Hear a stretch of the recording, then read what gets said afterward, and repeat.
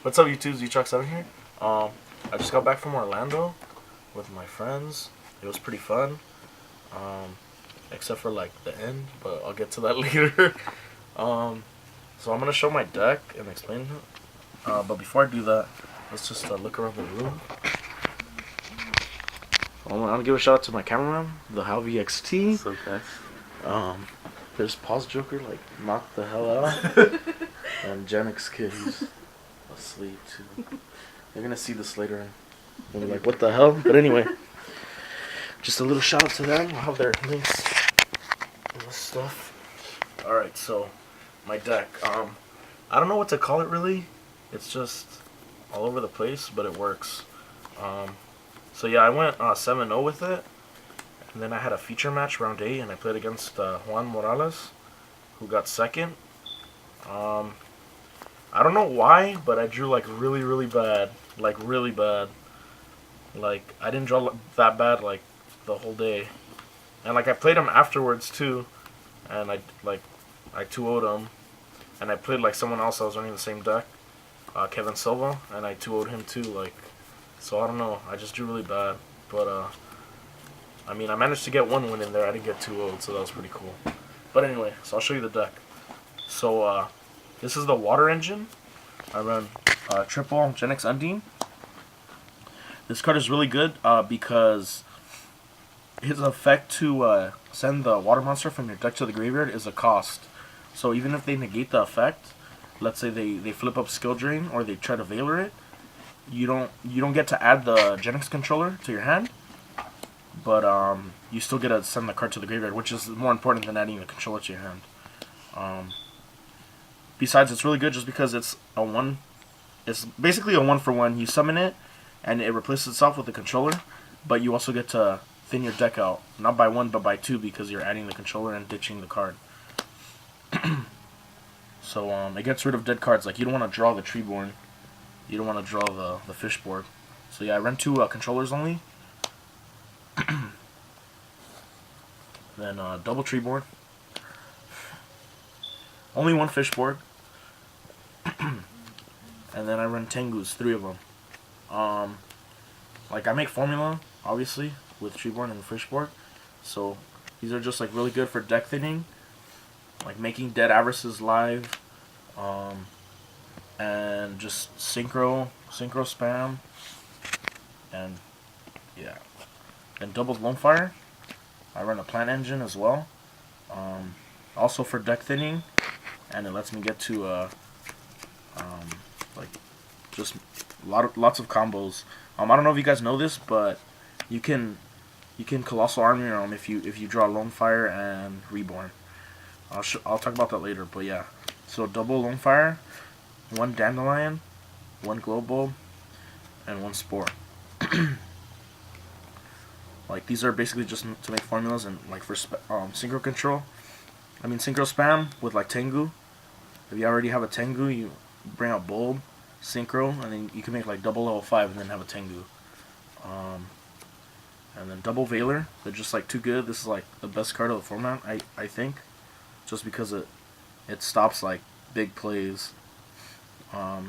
It's really good against lots of like good big decks this format, like Debris Plants, Chaos Plants, and all that.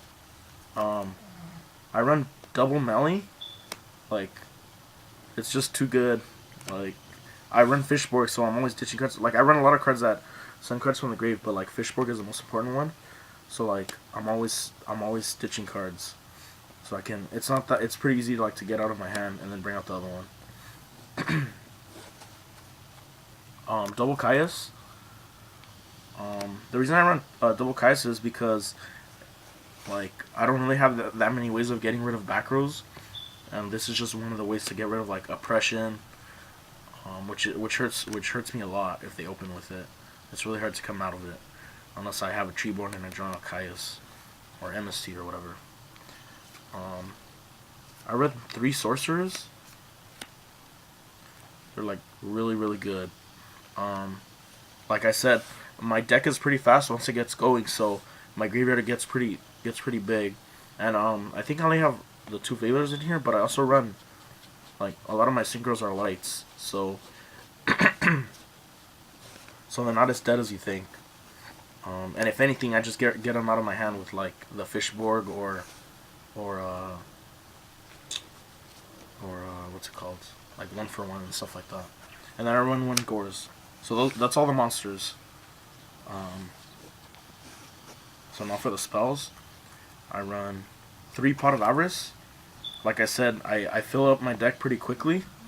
Like most of the cards in my deck like are deck thinning, so like my graveyard gets pretty big quickly. So I mean sometimes they're dead, but like I said, with Tengu, you just a lot of people are running Tengu this format, so you just like smash, smash, smash. That's already three in your grave. So yeah. Double Econ. It's pretty self-explanatory. Like it's just as good as Book of Moon, but it also allows me to like steal their monsters with Treeborn during the standby phase, and then like make a formula and then synchro with their monster. Double MST because like I said, there's back rows that hurt me a lot, like Skill During, Oppression, stuff like that. Necro Valley.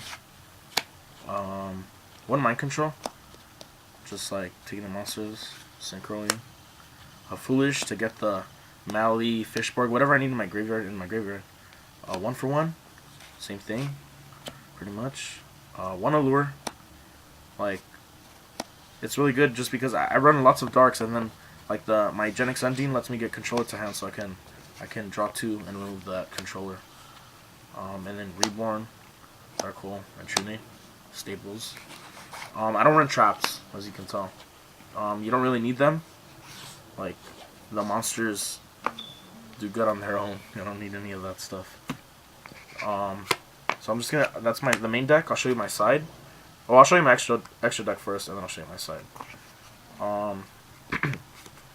So I run 3 Formula Synchrons.